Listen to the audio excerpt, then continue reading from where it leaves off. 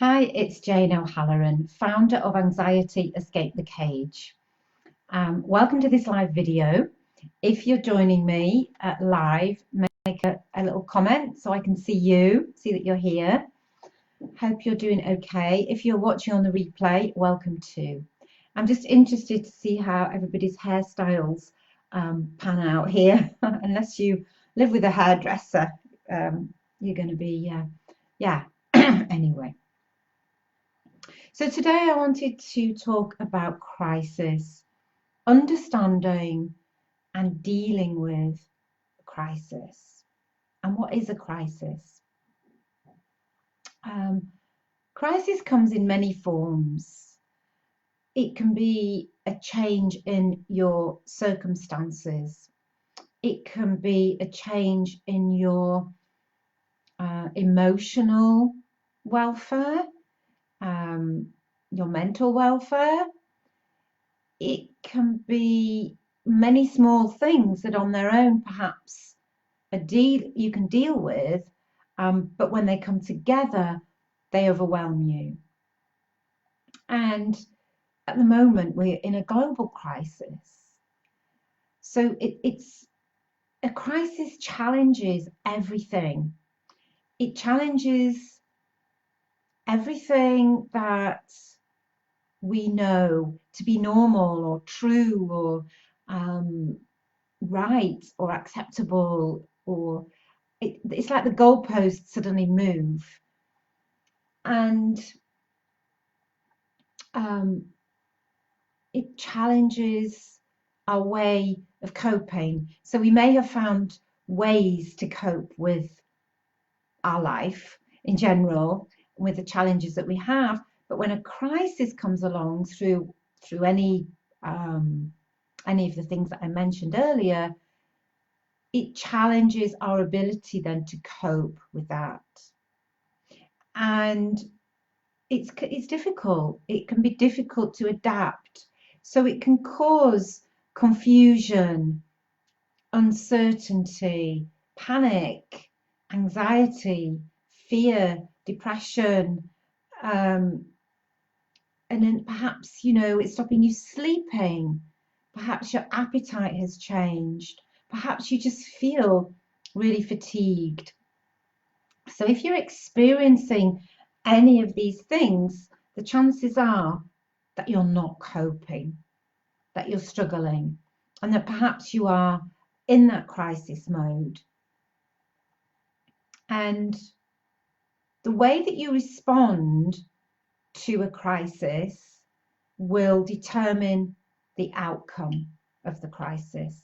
Yeah. So the more you respond with fear, for example, the more it clouds your judgment, the more it affects you emotionally, and the less chance you have of managing the situation well.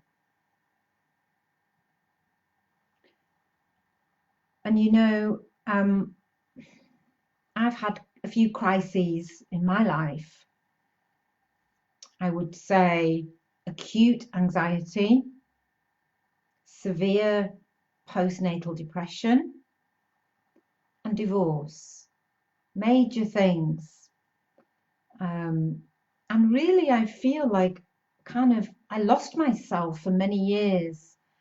Um, and I have this memory of just not of looking in the mirror and not recognizing myself anymore, and thinking, who is this person? I've lost myself. Um, and I just felt so much pain, and I just looked haggard, and I think probably that was one of my rock bottom moments. And that was a crisis, because it was like an inner crisis of, who am I? What am I doing? My life is just um, kind of exhausting and miserable. And is this what life's about? So it was an inner crisis, but also that external crisis of going through a relationship breakup and all the fears that brought up. So I'm not a stranger to crisis. I understand crisis quite well, really. And I know that crisis demands something of us. In order to transcend crisis, it demands something of us. It demands that we have a new way of thinking, a new way of acting, a new way of being. It kind of demands that. So, in a way, you can flip that and see that crisis is actually a positive thing, because if you are prepared to take that as an opportunity, it's almost like you haven't got a choice then. You have to act. It demands that you act. It pushes you forward. Whereas if you're a little bit comfortable, and I refer to it as uncomfortably comfortable, or is it comfortably uncomfortable? Anyway, comfortably uncomfortable, I think, where life isn't great, um, and you're not really getting the most out of life, but you're familiar with it, and it, um, yeah, you've got used to dealing with it.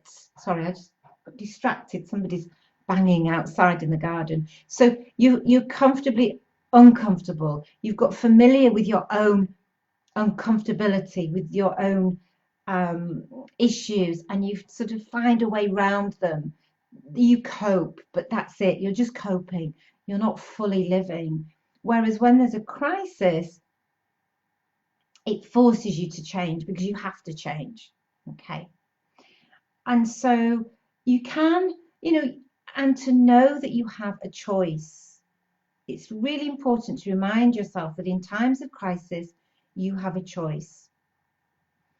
And you can either remain stuck in the past and frightened for the future, or you can decide to embrace that change as an opportunity, that opportunity that crisis presents.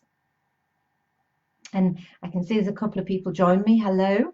If you've just joined, feel free to watch the replay and go back to the beginning, where I talk about, what is crisis and how it affects us. So, but it can be a chance to change the way, because as I was saying, crisis demands, that we change how we think, we change how we act, we change how we live and how we are.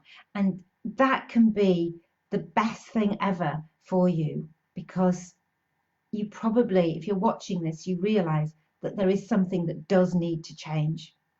It does need to change. So, and if you grasp that, you can emerge a happier person, a more fulfilled person, with peace of mind, with confidence. You can emerge from that crisis with a new and a better way of living. And you're probably looking at me thinking, well, that's all very well saying that, but it's not as easy as it sounds. And I know, I get that. It isn't as easy as it sounds. But I've come through my own crisis, through anxiety, depression, divorce, all of that. I've come through that. And so that's what I use to teach other people. So I'm very excited to say that I've created a training. I've been busy working, and I've created a training for you to help you to move from this crisis into a better version of yourself, into a better version of your life. And this is what I use to move from crisis to blossom in my life.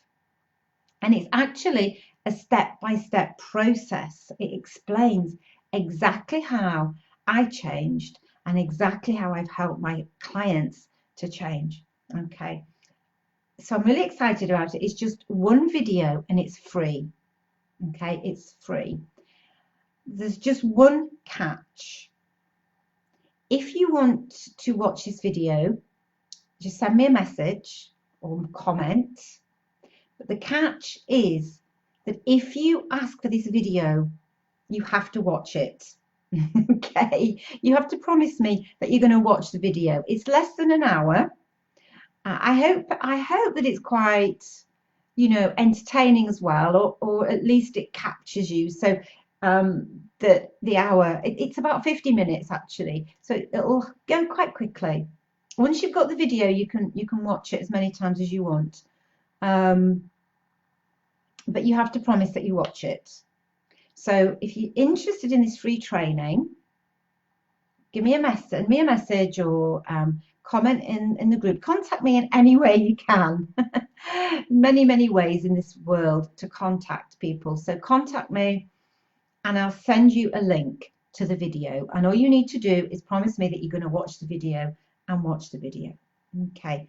So that you can transform fear, confusion, and overwhelm into confidence and peace of mind, and into a happier life. Because let's face it, I think if one of the things that this situation right now has taught us is that life is so precious. And you want that precious life that you have to be happy and fulfilled. So send me the message now before you get distracted with more important things. Send me a message and I'll send you that video. Okay, so I think that's everything that I wanted to say to you today. Thank you for joining me, Pat and Jane. And if there's anyone else here and I can't see you, I apologise. Sometimes I've found out that more people are watching. So drop me a message, let me know you've watched. And if you're watching on the replay, like I say, just send me a comment or a message. So look forward to hearing from you. Wishing you lots of love.